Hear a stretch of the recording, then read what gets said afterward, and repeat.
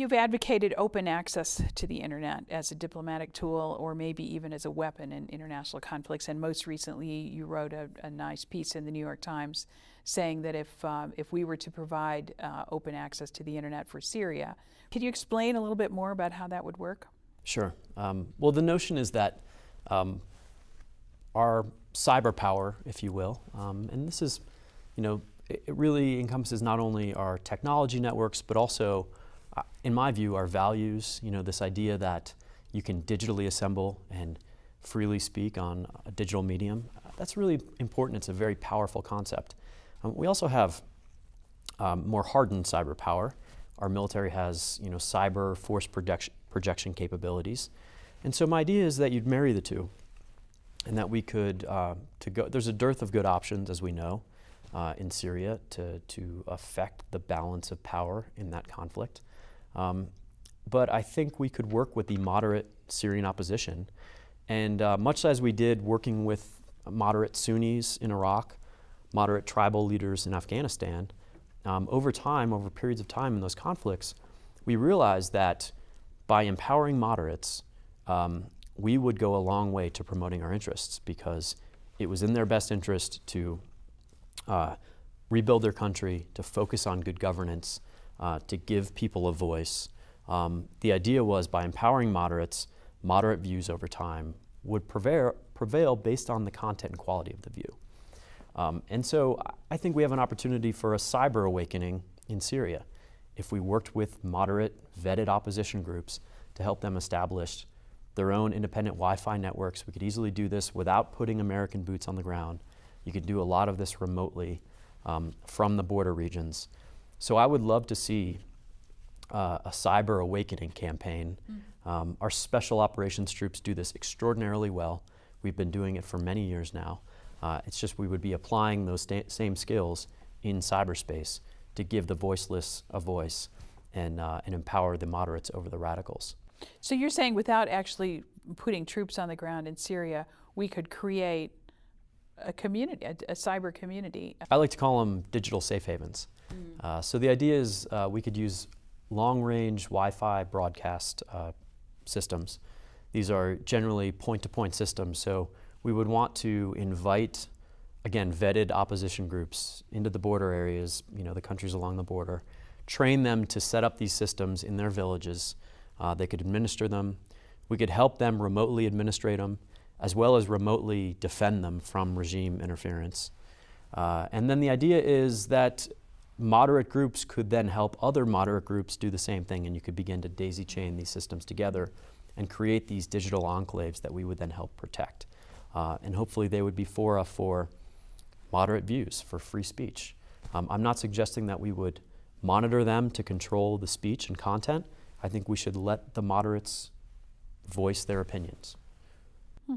And you think that the freedom of speech would lead to moderate views as opposed to extremism in a situation like that? Well, certainly our framers thought so, and I think it's worked out pretty well for us so far. So. Your alma mater, they are U.S. Air Force Academy's training cadets in hacking techniques, I read, and other agencies are even sponsoring Cyber Patriot tournaments, inviting middle school kids, as young as middle school kids and high school kids, to come and sort of prove their cyber hacking skills. The idea that you would get kids excited in this and ideally get them to see that they can be a positive change agent in this space, and hopefully they want to work with the government. Hopefully they view the government as the type of entity that's consistent with their values in this space, and they would be proud to go and work with the military or the government. So I read that a recent survey of multinational companies revealed an average loss of some of the largest companies of $9 million a year in just sort of routine cyber theft. It's very difficult to quantify. There have been, I saw that statistic as well. There's another recent statistic that I think is incredibly interesting. That's by ITIF. And that is that U.S. cloud providers may lose up to $35 billion over the next 3 years because of the NSA program revelations, because consumers won't want to host their data in that cloud because of fears that the U.S. government would have access to it. So there are many different business cases here at play, both on the defense side as well as the government program side. And I think because of that, we're going to see the tech community become a lot more consequential political force, because these programs and government initiatives are becoming much more consequential on the business side. And so my view is that that in Washington, a lot more policies will reflect the will of the tech community. And we haven't seen the tech community necessarily broken out as a separate and distinct political force from the larger business community.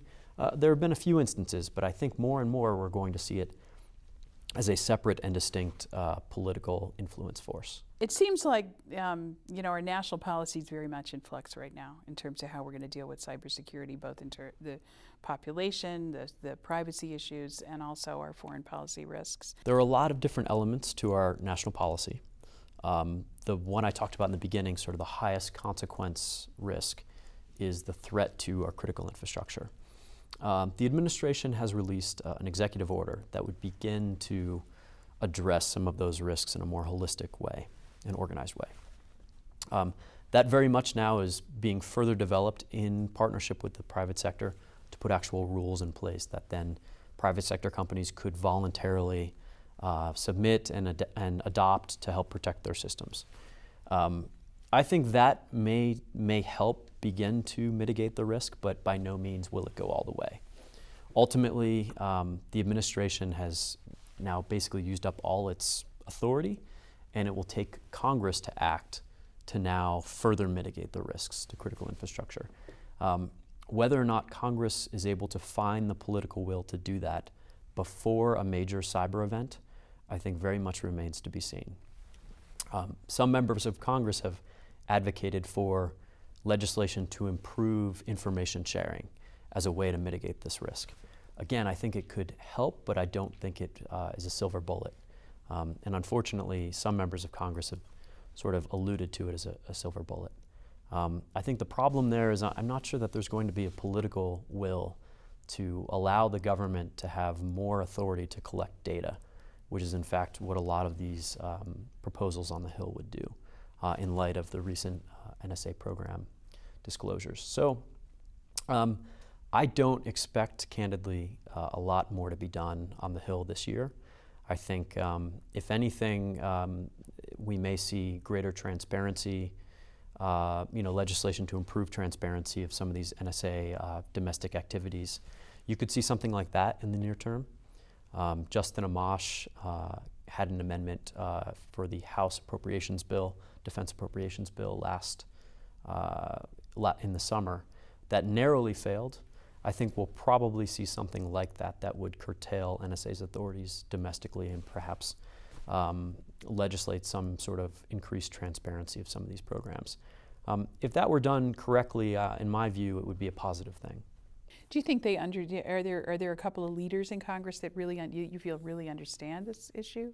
By and large, this is a very intimidating subject matter to many members of Congress and even their staffs, and therefore it's very easy for them, in a closed-door secret session, when a career national security official comes in and says, "I absolutely need this to protect the nation."